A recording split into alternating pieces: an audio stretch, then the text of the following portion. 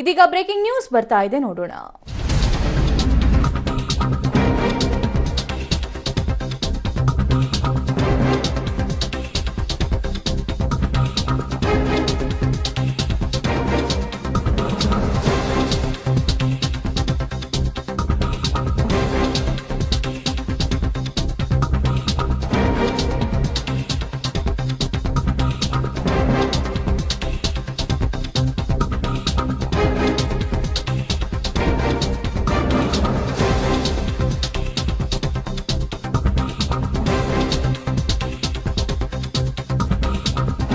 ಸುಮಲತಾ ಪರವಾಗಿ ದರ್ಶನ್ ಅವರು ಪ್ರಚಾರ ಮಾಡ್ತಿದ್ದಾರೆ ಅನ್ನುವಂತಹ ಸುದ್ದಿ ತಿಳಿದ ತಕ್ಷಣ ದುಷ್ಕರ್ಮಿಗಳು ಅವರ ಮನೆ ಮೇಲೆ ಕಲ್ಲು ತೂರಾಟವನ್ನ ನಡೆಸಿದ್ರು. ಈ ಪ್ರಕರಣಕ್ಕೆ ಇದೀಗ ಟ್ವಿಸ್ಟ್ ಸಿಕ್ಕಿದೆ. ಇದುವರೆಗೂ ಪತ್ತೆಯಾಗಿಲ್ಲ ದರ್ಶನ್ ಮನೆಗೆ ಕಲ್ಲು ತೂರಿದವ. ತನಿಖೆ ಮಾಡಿ ಸುಸ್ತಾಗಿದ್ದಾರಂತೆ ಪೊಲೀಸರು. ಖಾಕಿಗೆ ಚಳ್ಳೆ ಹಣ್ಣು ತಿನ್ನಿಸಿ ಪರಾರಿ ಆಗಿರಬಹುದು ಅಂತ ಹೇಳಲಾಗ್ತಾ ಇದೆ. ಮೊಬೈಲ್ ಬಳಸದೆ ಎಚ್ಚರ ವಹಿಸದೆ ಕಲ್ಲೇಟಿನ ದುಷ್ಕರ್ಮಿ ಈತ. ಮೊಬೈಲ್ ಇದ್ದರೆ ಪೊಲೀಸರು ಪತ್ತೆ ಹಚ್ತಾರಂತ ಐಡಿಯಾವನ್ನ ಮಾಡಿಕೊಂಡಿದ್ದಂತೆ. ಟವರ್ ಲೊಕೇಶನ್ ತೆಗೆದರೆ ಕಲ್ಲು ತೂರಿದವನ ನಂಬರ್ ಸುಳಿವು ಸಿಗ್ತಾ ಇಲ್ಲ.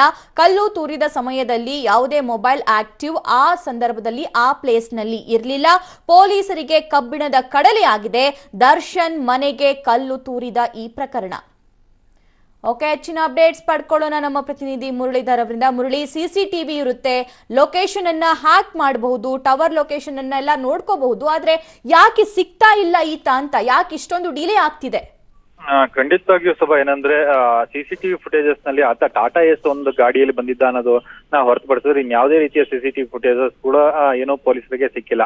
ಅದರಲ್ಲಿ ಯಾವಾಗ ಮಾಹಿತಿ ಸಿಗ್ತಾ ಇದ್ದಾಗ ಟೆಕ್ನಿಕಲ್ ಆಗಿ ಟವರ್ ಡಂಪ್ ಲೊಕೇಶನ್ ಅನ್ನ ತೆಗಿತಾರೆ. ಟವರ್ ಡಂಪ್ ಲೊಕೇಶನ್ ಅನ್ನ ತೆಗೆದ ಸಂದರ್ಭದಲ್ಲಿ ಅಲ್ಲಿಯ ಕಾರ್ಮಿಕರು ಮತ್ತು ಅಲ್ಲಿಯ ಸುತ್ತಮುತ್ತ ಇರುವಂತಹ ಕೆಲಸಗಾರರು ಮಾತ್ರ ಮತ್ತು ವಾಚ್ಮ್ಯಾನ್ ಗಳು ಏನಿರ್ತಾರೆ ಅವರ ನಂಬರ್ಗಳು ಮಾತ್ರ ಸಿಗ್ತಾ ಇರುವಂತದ್ದು. ಆದ್ರೆ ಈ ಟಾಟಾ ಏಸ್ ಕಾರಲ್ಲಿ ಬಂದಂತವನು ಕಲ್ಲು ಹೊಡೆದಂತ ಏನೋ ಆರೋಪಿ ಏನಿದೆ ಆತನ ನಂಬರ್ ಟ್ರೇಸ್ ಆಗಿಲ್ಲ. ಅಂದ್ರೆ ಪೊಲೀಸರು ಸಸ್ಪೆಕ್ಟ್ ಮಾಡ್ತಾರಂತದ್ದು ಆತ ಈ ಕೃತ್ಯನ ನಡೆಸೋ ಸಂದರ್ಭದಲ್ಲಿ ಮೊಬೈಲ್ ಅನ್ನ ಬಳಸಿರ್ಲಿಲ್ಲ ಮತ್ತು ಮೊಬೈಲ್ ಅನ್ನ ಆ ಪ್ರದೇಶಕ್ಕೆ ತಂದಿರ್ಲಿಲ್ಲ ಅನ್ನೋದು ಸ್ಪಷ್ಟವಾಗಿ ಗೊತ್ತಾಗ್ತದೆ. ಆ ಹಿನ್ನೆಲೆಯಲ್ಲಿ ಆತನನ್ನ ಟ್ರೇಸ್ ಔಟ್ ಮಾಡ್ಲಿಕ್ಕೆ ಸಾಕಷ್ಟು ಕಷ್ಟ ಆಗ್ತದೆ. ಒಂದು ಸಿಸಿಟಿವಿ ಫುಟೇಜಸ್ ಸಿಗ್ತಾ ಇರುವಂತದ್ದು, ಜೊತೆಗೆ ಆತ ಆ ದುಷ್ಕೃತ್ಯ ಮಾಡ್ತಾ ಇರೋ ಸಂದರ್ಭದಲ್ಲಿ ಮೊಬೈಲ್ ಅನ್ನ ತರದೇ ಇರುವಂತದ್ದು ಮತ್ತು ಮೊಬೈಲ್ ಅನ್ನ ಬಳಸ್ತಾ ಇರುವಂತದ್ದು ಸ್ಪಷ್ಟವಾಗಿ ಗೊತ್ತಾಗಿರೋ ಹಿನ್ನೆಲೆಯಲ್ಲಿ ಆತನ ಗುರುತನ್ನ ಪತ್ತೆ ಮಾಡ್ಲಿಕ್ಕೆ ಆಗ್ತಾ ಇಲ್ಲ ಅಂತೇಳಿ ಪೊಲೀಸರು ಹೇಳ್ತಾ ಇರುವಂತದ್ದು.